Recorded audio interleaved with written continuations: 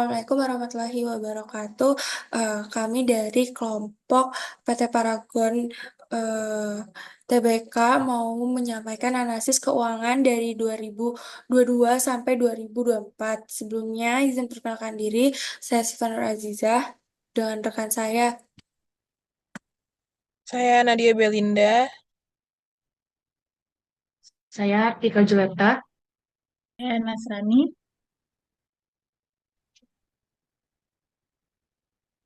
Jadi di sini ada rasio keuangan PT Paragon 2022 yang akan dijelaskan oleh Nadia Belinda. Baik, sebelumnya izinkan saya menjelaskan rasio keuangan PT Paragon pada tahun 2022. Di sini ada likuiditas sebesar 92%, lalu ada quick ratio atau ASCII test sebesar 25%, terus ada average collection period sebesar 21 hari, lalu ada account receivable turnover dengan 9,259, terus ada inventory turnover ada 385%. Terus di sini ada struktur modal, ada debt ratio sebesar 99,2%. Lalu ada time interest earned sebesar min 0,40. Lalu ada asset management, total asset turnover atau TATO sebesar 0,97. Lalu ada fixed asset turnover sebesar 4,66. Lalu di next. Di sini yang terakhir ada profitabilitas. Yang pertama ada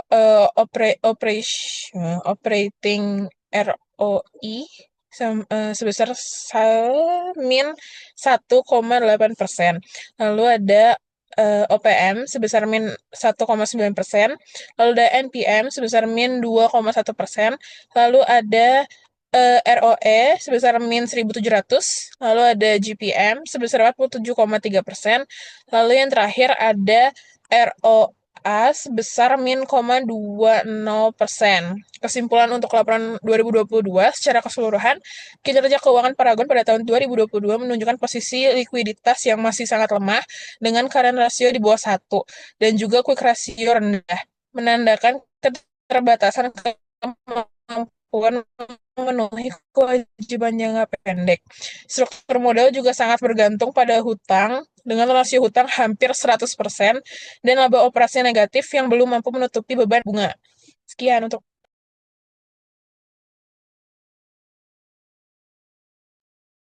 Oke, selanjutnya saya akan menjelaskan rasio keuangan PT Paragon 2023. Yang pertama itu ada likuiditas.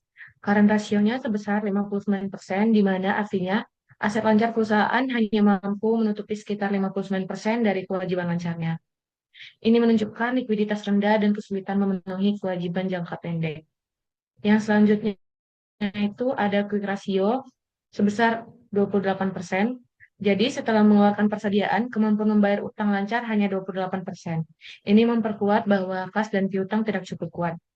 Lalu yang selanjutnya ada average collection period, itu sebesar selama 15 hari, di mana rata-rata waktu penagihan piutang 15 hari, yang menunjukkan ini cukup efisien karena berarti penagihannya cukup cepat. Lalu yang selanjutnya itu ada account receivable turnover, itu piutangnya berputar 24 kali setahun, di mana artinya perusahaannya cepat menerima kas dari pelanggan.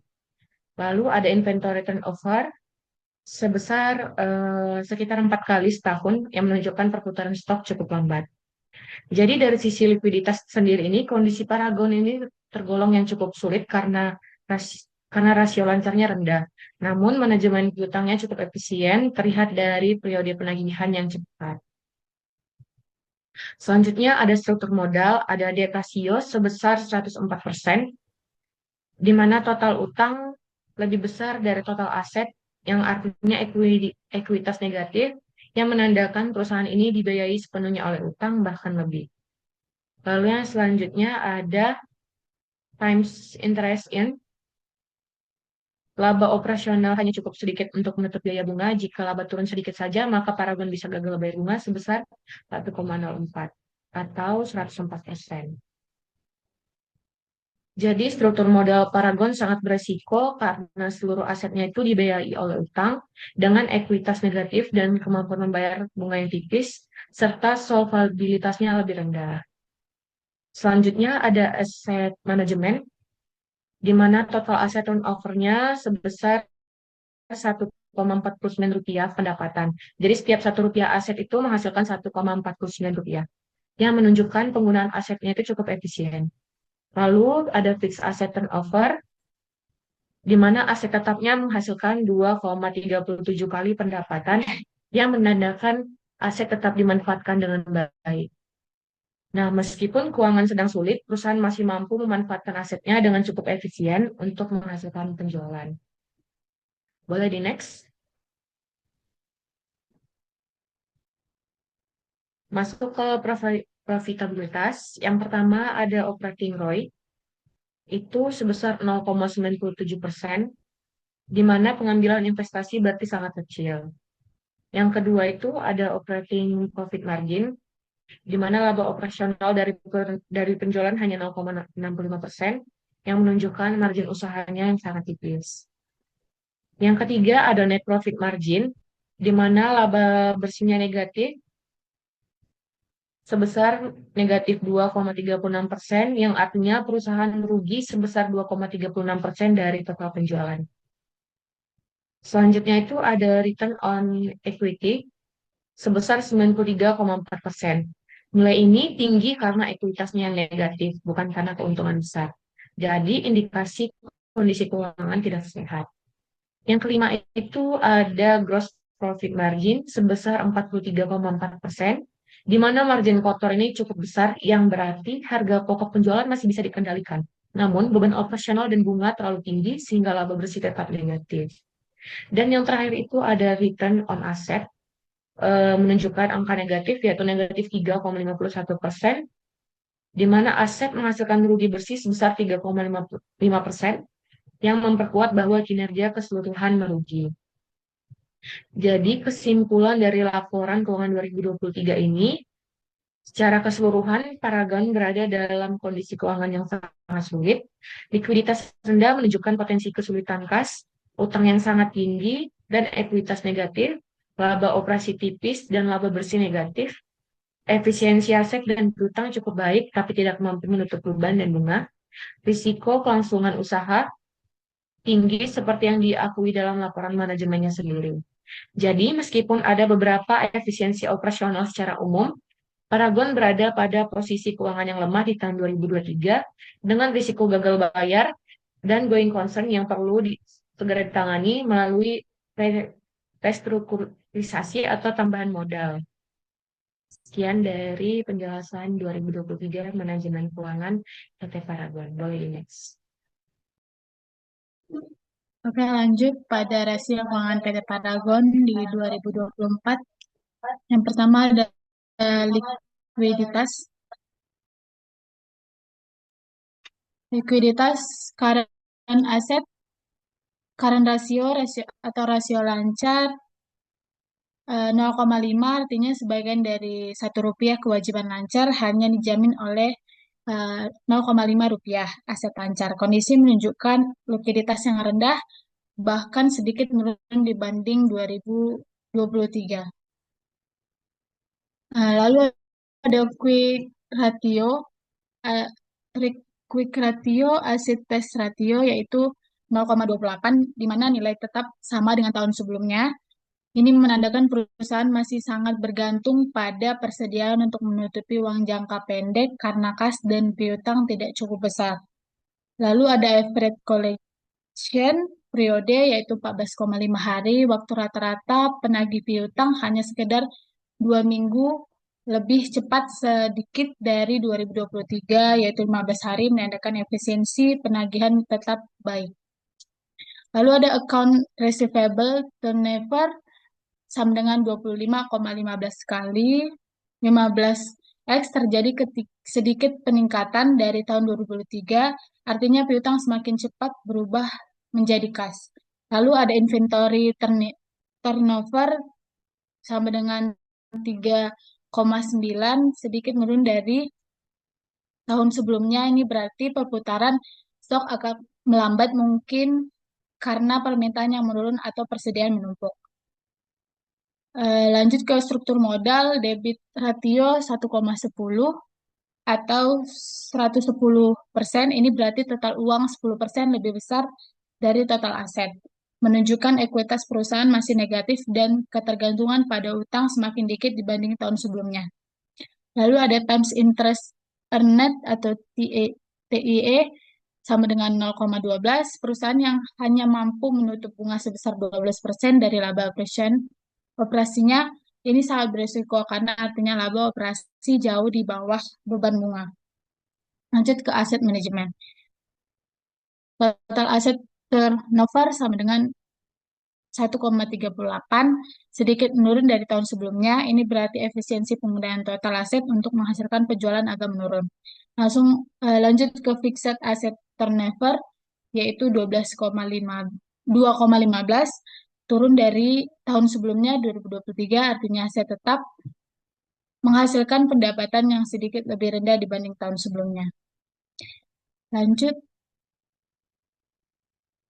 Lanjut ke profitabilitas. Di mana yang pertama gross profit margin. Gross profit margin di 46,5%. Ini menunjukkan seberapa besar keuntungan kotor perusahaan dari penjualan setelah dikurangi biaya bahan baku. Yang kedua operating profit margin, yang dimana ini mengukur laba operasional dibandingkan total pendapatan. Terus yang ketiga net profit margin sebesar min 4,5%. Rasio ini menunjukkan laba bersih dibanding pendapatan. Lanjut ke return on asset atau ROA yaitu min 6,21%, mengukur seberapa efisien perusahaan menggunakan total asetnya untuk menghasilkan laba. Ada return on equity ROE min 61,3. Biasanya ROE ini tinggi berarti kinerja baik, tetapi di sini hasilnya tidak wajar karena nilai ekuitasnya negatif atau merupakan kerugian sebelumnya. Lanjut ke 6, operating return on asset. Itu min 0,8. Min 0,8 ini mengukur kemampuan aset menghasilkan laba operasional sebelum bunga dan pajak. Jadi kesimpulan di laporan 2024 yaitu Paragon menunjukkan perbaikan operasional tetapi menghadapi krisis struktural dalam likuiditas dan solvabilitas perusahaan memerlukan rekapitalisasi mendesak atau restrukturisasi utang untuk menghindari kebangkrutan. Next. Lalu selanjutnya di sini ada eh, ek- lalu selanjutnya di sini ada likuiditas. Nah, di sini tuh kita bisa lihat kalau misalnya current ratio-nya itu eh, turun dari 2022, 2023 dan 2024, terus eh, menggambarkan menurun gitu. Jadi kemampuan untuk membayar kewajiban dalam jangka pendek itu tuh lemah. Terus di sini ada selanjutnya ada question quick ratio. Nah, di sini tuh relatif stabil. Dari 25 ke 28 tuh selalu ke 28 karena ide sebenarnya tetap jauh di kata-kata ideal karena harusnya kalau ideal itu lebih lebih dari sama dengan dari satu. Nah, kas dan piutang ini tuh tetap rendah karena tetap rendah untuk untuk dibilang utang itu lancar. Lalu selanjutnya ada average collection period. Jadi di sini tuh ada dari 21 hari lalu eh, lalu ditagihnya itu di 2023 tuh 15 hari sekali, lalu 2024 dia ditagihnya 14,5 hari. Nah, ini tuh jadi memperbaiki si perusahaan itu buat jadwal penagihan piutangnya biar cepat bayar dan lebih cepat ketutup utangnya. Terus ada account receivable turnover di sini juga meningkat. Nah, ini tuh berarti eh, pengelolaan piutangnya itu diolah secara efisien karena di sini dilihat eh, di 17,3, terus naik lagi jadi 24,3, lalu 2024 naik lagi jadi 25,1. Lalu ada inventory turnover, di sini juga eh sedikit menurun di 2024, walau sebenarnya di 2023 dia udah ada kenaikan. Berarti di sini tuh eh ada penumpukan persediaan karena di 2023 dia itu ngeluarinnya itu lebih lancar. Maksudnya ngeluarin si barangnya itu lebih lancar. Tapi kalau misalnya di 2024 tuh buat maksudnya ngeluarin dan dijualnya tuh kurang dari 2023 terjadi pengurangan. Lalu selanjutnya ada struktur modal. Nah, struktur modal di sini tuh ada debit rasio. eh Dia tuh 992% di 2022, lalu di 2023 kurang lebih 104%, di 2024 110%. Nah, rasio utang ini tuh meningkat setiap tahunnya. Berarti perusahaan ini tuh semakin bergantung kepada pendanaan utang dan bahkan memiliki ekualitas yang negatif di 2023 ke 2024. Nah, selanjutnya ada times interest earned.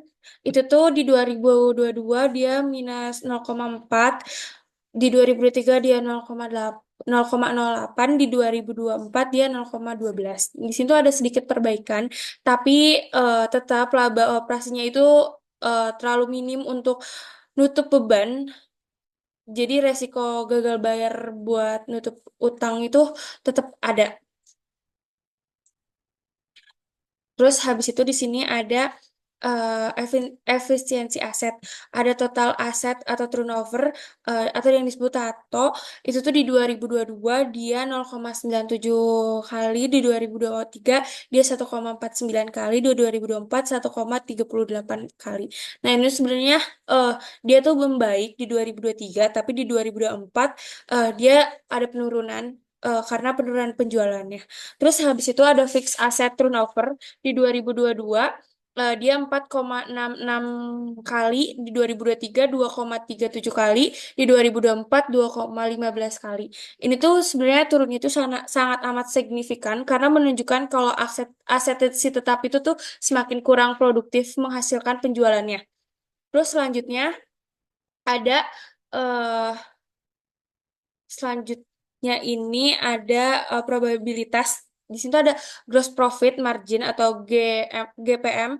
Nih 2022 itu ada 473%, di 2023 itu ada 434%, di 2024 itu ada 465%. Nah, turunnya itu di 2023. Tapi di 2004 ini dia nunjukin lagi karena menunjukkan ada perbaikan kontrol biaya produksi. Lalu selanjutnya ada operating profit margin atau OPM. Di 2022 dia minus 19%, di 2023 itu 65%, di 2024 58%. Sebenarnya ini tuh berhasil berhasil berbalik menjadi positif di 2023. Tapi tetap labanya itu masih sangat amat lemah. Masih sangat amat dibilang itu tuh lemah. Net profit selanjutnya ada di 2022 itu ada min 220 21 min 21%, di 2023 itu min 236%, di 2024 min 450.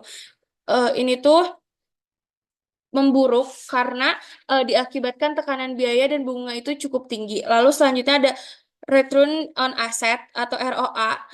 Di 2022 dia min 20%, di 2023 dia min 35%, terus di situ ada 62%. Nah, ini tuh terus menurun karena kenapa disebut terus menurun? Karena ada penurunan efisiensi penggunaan aset untuk menghasilkan laba itu tuh semakin rendah. Lalu selanjutnya ada return on equity atau ROE. Nah, di sini tuh ada 1.700%, lalu itu minus, terus habis itu positif 934%, lalu selanjutnya ada 613%. Itu tuh sebenarnya angkanya ekstrim karena ekualitas ada yang negatif. Jadi kayak ROE ini tuh nggak buktiin kalau kinerjanya itu normal. Lalu selanjutnya ini ada perbandingan antara aspek 2022, 2023, dan 2024. Kalau kita lihat likuiditasnya itu di 2022 itu cukup lemah, terus 2023 makin lemah, 2024 itu terlemah. eh jadi kayak itu tuh itu tuh ngejelasin kalau misalnya likuiditas itu seperti current ratio dan quick ratio-nya itu cukup menurun dari 2022 ke 2023. Terus sebenarnya naik, tapi di 2024 nurun. Tapi ini tuh berarti perusahaan ini tuh buat ngebayar piutangnya yang tadi jangka pendeknya itu jangkanya itu semakin pendek karena semakin lemah setiap tahunnya. Terus selanjutnya ada solvabilitas. Terus yang 2022 itu hampir insolven, 2024 insolven, tapi 2024 buruk. Karena itu tuh berarti nilai utang itu sudah melebihi total aset perusahaan. Kondisi tersebut disebutnya insolvent atau tidak solvable. Nah, habis itu juga rasio times interest earned-nya juga itu tuh sangat rendah banget, bahkan sempat negatif di 2022. Nah, itu tuh berarti laba operasionalnya itu belum cukup buat nutup si beban bunganya. Jadi yang tadi aku bilang, kalau itu tuh bisa aja ada gagal bayar yang masih besar banget. Terus habis itu efisiensi aset. Nah, di 2022 ini tuh sedang, terus habis itu di 2023 itu meningkat, di 2024 itu semakin menurun. Nah, yang artinya itu Paragon itu sempat lebih efisien dalam menggunakan aset-asetnya untuk menghasilkan si penjualan ini, tetapi tetap fixed aset turnover-nya itu justru menurun di 4,66 di 2022 kan 4,66. Nah, di 2023-nya itu cukup naik, tapi di 2024 itu naik turun jadi 2,15. Nah, itu tuh nunjukin aset tetapnya itu kurang produktif. Jadi bisa jadi karena investasinya itu terlalu besar, tapi buat timbal balik yang masuk ke perusahaannya itu nggak maksimal. Terus selanjutnya yang terakhir itu ada profiba, profitabilitas. Nah, itu tuh yang 2022-nya tuh negatif, terus 2023-nya tuh hampir pulih, tapi 2024-nya turun lagi. Nah, ini tuh walau margin labanya itu sempat naik di 2024, 2023, tapi laba bersih tetap negatif karena beban bunga dan biaya operasionalnya itu sangat tinggi. Makanya efisiensi penggunaan asetnya semakin buruk. Jadi kita dapat simpulkan secara keseluruhan kalau kinerja keuangan Paragon itu belum stabil dari 2022 ke 2024. Maka sebenarnya di 2023 ini tuh ada perbaikan kinerja operasional, tapi beban utangnya itu cukup amat tinggi dan likuiditasnya itu sangat menurun. eh Likuiditasnya itu sangat menurun yang membuat si perusahaan ini tuh masih sangat amat bisa berisiko tinggi. Jadi mungkin dapat kita simpulkan kalau ke depannya itu Paragon perlu untuk struktur lagi utangnya, beban modalnya, dan meningkatkan efisiensi biayanya agar bisa keluar dari tekanan keuangan dan bisa lagi kembali tumbuh eh, seperti perusahaan-perusahaan yang baik ke depannya.